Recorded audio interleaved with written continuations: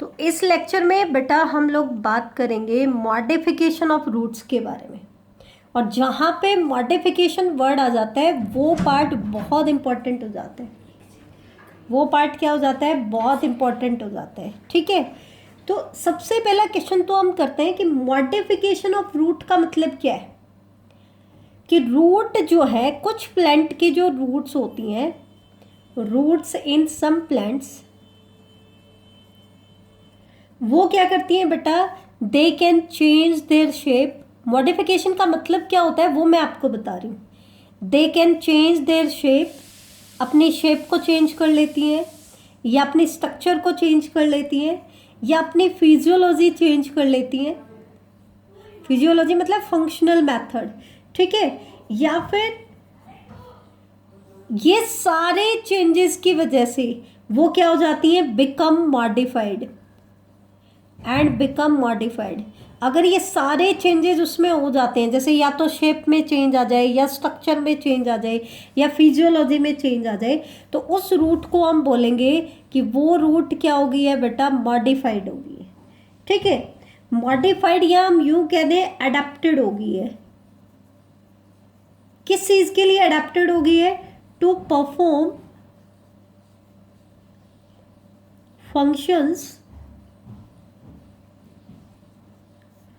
other than absorption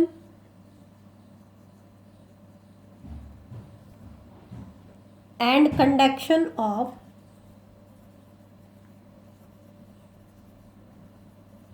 water and mineral।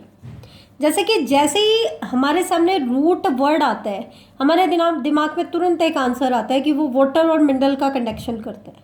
तो इस function के अलावा अगर वो कोई और फंक्शन करती हैं तो उसके अंदर उसके शेप में कुछ मॉडिफिकेशन होंगी, या स्ट्रक्चर में कुछ मॉडिफिकेशन होंगी, या फिजियोलॉजी में कुछ मॉडिफिकेशन होंगी। तो एक नॉर्मल फंक्शन करने की बजाय अगर वो कोई और फंक्शन करना चाहती हैं तो उनको अपने अंदर कुछ चेंजेस लाने पड़ेंगे। और अगर वो चेंजेस ले आती हैं, मतलब वो अडेप्ट हो जाती हैं उसके अकॉर्डिंग, तो उन रूट्स को हम बोलेंगे बेटा मॉडिफाइड रूट्स।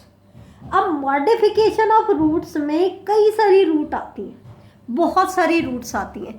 तो एक बार सबसे पहले मैं आपको एनसीईआरटी अलग से बता देती हूँ, फिर डिटेल हम अलग से पढ़ेंगे। एनसीईआरटी अलग से पढ़ेंगे, डिटेल अलग से पढ़ेंगे। तो सबसे पहले एनसीईआरटी की मैं बात कर लेती हूँ। तो एनसीईआरटी में हम क्या पढ़ने वाले हैं? Modification of roots. इसको हम फंक्शन के बेसिस पर सबसे पहले कैटेगराइज कर देते हैं। बहुत इंपॉर्टेंट पार्ट है, एनसीईआरटी भी ज़रूर करनी है, तो ध्यान दें। मॉडिफिकेशन ऑफ रूट्स को हमने 3 पार्ट्स में डिवाइड किया on the basis of their function. जैसे कुछ रूट ऐसी होंगी जो सपोर्ट प्रोवाइड करने के लिए मॉडिफाई हो गई हैं, फॉर सपोर्ट। कुछ रूट ऐसी होंगी जो स्टोरेज ऑफ फूड मटेरियल करने के लिए मॉडिफाई हो गई हैं, तो फॉर स्टोरेज ऑफ फूड। कुछ रूट ऐसी होंगी जो रेस्पिरेशन करने के लिए मॉडिफाई हो गई हैं, दैट मीन्स फॉर रेस्पिरेशन। तो बेसिकली एनसीईआरटी ने 3 पार्ट्स में इनको कैटेगराइज किया है। फॉर सपोर्ट, कि सपोर्ट के लिए कौन कौन सी रूट आएंगी, फूड मटेरियल की स्टोरेज के लिए कौन कौन सी मॉडिफाइड रूट आती है, रेस्पिरेशन कौन सी मॉडिफाइड रूट करती है। तो सपोर्ट के लिए एनसीईआरटी ने 2 तरह की रूट को कंसिडर किया है, हालांकि उसका नाम नहीं दे रही है, लेकिन मैं आपको बता, एनसीईआरटी अलग से बता रही हूँ इसलिए मैं आपको बता रही हूँ। सपोर्ट के लिए एनसीईआरटी ने 2 एग्जांपल्स दिए हैं, ऐसी रूट जो सपोर्ट प्रोवाइड करती हैं। एक तो है प्रॉप रूट्स और दूसरी दी है स्टिल्ट रूट। स्टिल्ट रूट एंड प्रॉप रूट्स दोनों ही बहुत इंपॉर्टेंट है, दोनों आपको करनी है, prop root and stilt root. NCERT के एग्जाम्पल की अगर मैं बात करूं, इनके डिटेल हम बाद में पढ़ेंगे। एनसीईआरटी ने प्रॉप रूट में एग्जाम्पल दिए हैं बनियन ट्री, बनियन ट्री कि प्रॉप, ऐसे आपसे क्वेश्चन कैसे पूछा जाएगा, बनियन ट्री में कैसी मॉडिफाइड रूट होती हैं, तो कैसी होती है? Prop root. अब प्रॉप रूट का फंक्शन क्या होता है? सपोर्ट प्रोवाइड करना। ऐसे ही स्टिल्ट रूट हमें किस किस में देखने को मिलेंगी? मेजिक में और शुगर केन में। शुगर केन और मेज के केस में हमें कैसी रूट देखने को मिलेंगी? स्टिल्ट रूट। तो आपसे पूछेगा शुगर केन में कौन सी मॉडिफाइड रूट है? तो स्टिल्ट रूट है। किसके लिए मॉडिफिकेशन हो रहा है? सपोर्ट प्रोवाइड करने के लिए मॉडिफिकेशन हो रहा है। ऐसे ही आ जाती है modified root for storage of food. तो इसमें एक चीज़ देखो, कोई भी रूट है जो स्टोरेज कर रही है फूड की, तो वो कैसी होंगी? स्वोलन होंगी। ये तो अंडरस्टूड है क्योंकि उसमें रिजर्व फूड मटेरियल स्टोर्ड है, तो दे गेट स्वोलन। वो कैसी हो जाती हैं? स्वोलन हो जाती हैं। और स्वोलन क्यों होती है? स्टोरेज करने के लिए। तो इसलिए they get swollen and stored food. अब स्टोरेज के लिए जो रूट मॉडिफाई हो रही है उनको एनसीईआरटी ने दो कैटेगरी में डिवाइड कर दिया है। टैप रूट, जिसमें टैप रूट मॉडिफाई हुई है for the storage of food material, और एक जिसमें एडवेंटिशियस रूट मॉडिफाई हुई है for the storage of food material. Tap root में एनसीईआरटी ने एग्जाम्पल दिया है बेटा कैरेट का और टर्निप का। दो एग्जाम्पल एनसीईआरटी ने दिए हैं, कैरेट एंड टर्निप। आपसे पूछेंगे टर्निप में कैसे मॉडिफाइड रूट है, तो आप कहोगे modification for storage of food material. Adventitious roots हमें देखने को मिलेंगे स्वीट पोटैटो एंड एस्पैरागस में। किसमें देखने को मिलेंगी? स्वीट पोटैटो एंड एस्पैरागस में। ठीक है, अब हम बात कर लेते हैं लास्ट, मॉडिफिकेशन फॉर रेस्पिरेशन। बहुत इंपॉर्टेंट है, ये भी आपको करना है अच्छे से। जो रूट रेस्पिरेशन करने के लिए मॉडिफाई होती हैं उन रूट्स को स्पेसिफिकली नाम दिया जाता है न्यूमैटोफोर्स। क्या नाम दिया जाता है? न्यूमैटोफोर्स। और न्यूमैटोफोर रूट किस में प्रेजेंट होती है? राइजोफोरा।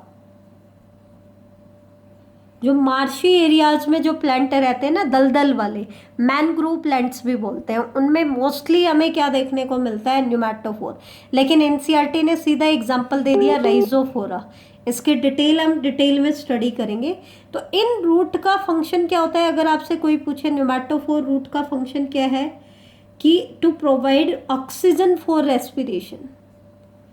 तो they provide to get oxygen for respiration, कि ये रेस्पिरेशन के लिए ऑक्सीजन प्रोवाइड करते हैं। क्यों? क्योंकि जो मार्शी एरियाज होते हैं ना बेटा, दलदल वाले, उनमें क्या होता है? सोयल पार्टिकल्स के बीच में वाटर एंटर कर जाता है, और वाटर एंटर कर जाता है तो यहाँ पे जो एयर थी वो एस्केप कर जाएगी, तो रूट को ऑक्सीजन नहीं मिल पा रही है। तो ऑक्सीजन सप्लाई करने के लिए उनमें मॉडिफिकेशन हुई। कैसी रूट्स डेवलप हो जाती हैं? न्यूमैटोफोर रूट डेवलप हो जाती है। तो ये तो था एनसीईआरटी का पार्ट। अब हम बात कर लेते हैं डिटेल को लेकर के। तो हम अलग अलग कैटेगरी में इनको कैटेगराइज करेंगे। सबसे पहले हम बात कर लेते हैं, सबसे पहले तो हम टाइप ऑफ रूट के बेसिस पर मॉडिफिकेशन पढ़ेंगे, कि modification of tap root, modification of adventitious root, फिर हम फंक्शन के बेसिस पर इनको कैटेगराइज कर लेंगे। तो सबसे पहले हम बात कर लेते हैं मॉडिफिकेशन ऑफ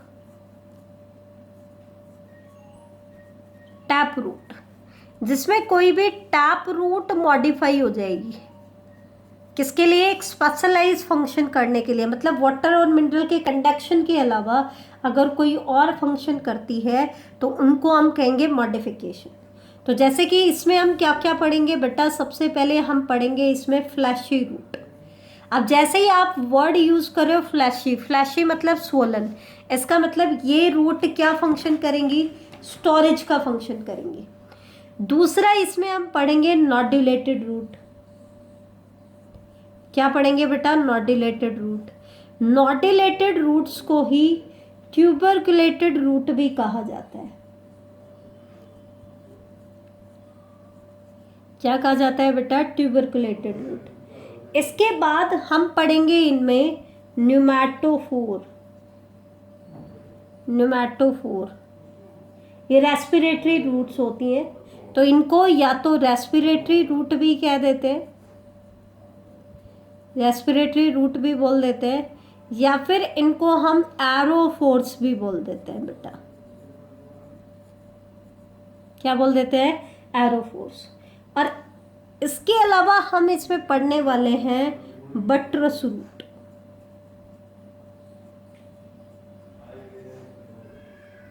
बट्रस रूट को प्लैंक रूट भी कहा जाता है, प्लैंक रूट। ठीक है, इसमें सबसे इंपॉर्टेंट तो है न्यूमेटोफोर्स, बाकी फ्लैशी रूट्स भी इंपॉर्टेंट है, कई बार पूछी जा सकती है। इंपॉर्टेंट सारी ही हैं, लेकिन इनमें से सबसे इंपॉर्टेंट न्यूमेटोफोर्स है। तो आज की क्लास में हम सबसे पहले फ्लैशी रूट की डिटेल को डिस्कस कर लेते हैं। तो ये देखें, फ्लैशी रूट में जैसा कि हमने पहले भी कहा है कि स्वोलन हो जाती हैं रूट्स। कैसी हो जाती हैं? स्वोलन। ठीक है, तो इसके केस में ध्यान रखना, दे आर स्वोलन। स्वोलन क्यों है? क्योंकि इनके केस में फूड मटेरियल स्टोर होता है बच्चे। क्या होता है? फूड मटेरियल की स्टोरेज होती है। अब एक चीज़ जर्नली सोच के देखो कि जो टैप रूट सिस्टम होता है उसमें मेन रूट होती है प्राइमरी, उसके बाद सेकेंडरी, टर्सरी। अब मेन रूट कौन सी होती है? प्राइमरी। तो स्टोरेज सबसे ज़्यादा मेनली किस में होनी चाहिए? प्राइमरी रूट में ही होनी चाहिए। तो इन टैप रूट का जो पार्ट फ्लैशी होता है जर्नली, वो कौन सा होता है? उसकी प्राइमरी रूट होती है।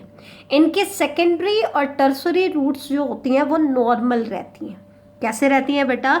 नॉर्मल रहती हैं, उनमें कोई चेंज नहीं आता। चेंज किस में आता है? प्राइमरी रूट में आता है। अब क्योंकि इसको स्टोरेज ऑफ फूड मटेरियल करना है तो वो स्वोलन हो जाएगी। ठीक है, अब फ्लैशी रूट को उनकी शेप के बेसिस पर हम उनको 4 कैटेगरी में डिवाइड करेंगे। कौन कौन सी?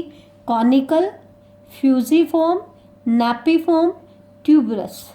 अब इनमें से एग्जाम्पल देकर के नीट एग्जाम्स में आए हुए हैं कि टर्निप में कैसी मॉडिफाइड रूट है, तो आपको पता होना चाहिए फ्लैशी रूट की कौन सी टाइप है? नैपिफॉर्म। तो एक बार ये मैं आपको बता देती हूँ, तो ध्यान से देखें। शेप के बेसिस पर कैटेगराइज करें तो कर तो रही है सारी ही फूड मटेरियल की स्टोरेज, लेकिन इनकी शेप अलग अलग है। कैसी अलग अलग है? कॉनिकल किसी कह रहे हैं ऐसी रूट।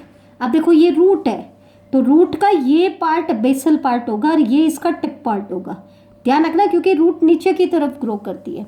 तो these roots are wider at the base. सबसे चौड़ी कहाँ पे होंगी? बेस पे। और जैसे जैसे एपेक्स की तरफ जाएंगे ये पॉइंटेड होती जाएंगे। तो ऐसे कोन लाइक अपीयरेंस बन रही है, इसलिए इनको हम क्या कहते हैं? कॉनिकल रूट कहते हैं। अब ये कॉनिकल रूट आपको कहाँ देखने को मिलेगी? कैरेट में। कैरेट, कैरेट का साइंटिफिक नेम क्या लिखा है? डार्कस करोटा। डार्कस करोटा साइंटिफिक नेम भी आपको याद कर सकते हो, जितना मैक्सिमम याद हो जाए उतना अच्छा है। साइंटिफिक नेमिंग का तो ये है, जितना मैक्सिमम आप याद कर लोगे उतना अच्छा रहेगा। अब हम आते हैं फ्यूजिफॉर्म फॉर्म पे।